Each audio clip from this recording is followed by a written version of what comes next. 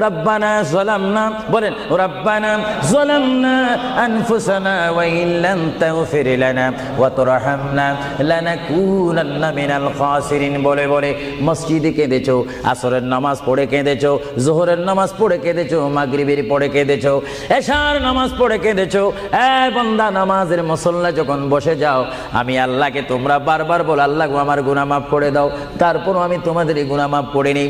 তারপরও তোমরা নিশি রাত্রে, মানুষ যখন ঘুমে যায়, তোমার বিবি যখন ঘুম যায়, তোমার ছেলে যখন ঘুম যায়, তুমি নিশি রাত্রে ঠান্ডা পানি দিয়ে ওযু বানিয়ে নামাজের মুসল্লায় বসে তুমি আবার যখন ডাক দাও, রব্বুল আলামিন, পৃথিবীর কোনো মানুষ আমার গুনাহ সম্পর্কে জানে না, তুমি আমার গুনাহ সম্পর্কে জানো। আমি এমন গুনাহ করেছি আমার বিবি জানে না, বিবি গুনাহ করেছে আমি জানি না।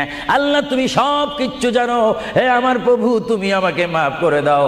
আমার আল্লাহ বলে, তারপরও যদি তোমাদেরকে আমি মাফ না করি, তারপরও বান্দা তোমরা আমার রহমতের দরজা থেকে ফিরে যাইও না। আমি তোমাদেরকে হুকুম দিচ্ছি, ওয়ালাউ আন্নাহুম ইয যালামু আনফুসাহুম জাউকা, বান্দারে যদি গুনাহ করে ফেলো, আমার রহমত থেকে মুখ ফিরে তুমি চলে যাইও না।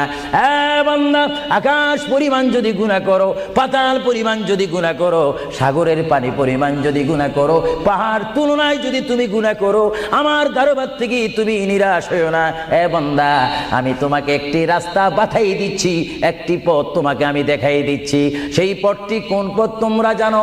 ওয়ালাউ আন্নাহুম ইয যালামু আনফুসাহুম জাউকা, বান্দারে যখন তোমরা বরবাদ হয়ে যাবে, তখন তোমাদেরকে একটা পথ আমি তোমাদেরকে দেখাই দিলাম। সেই পথটির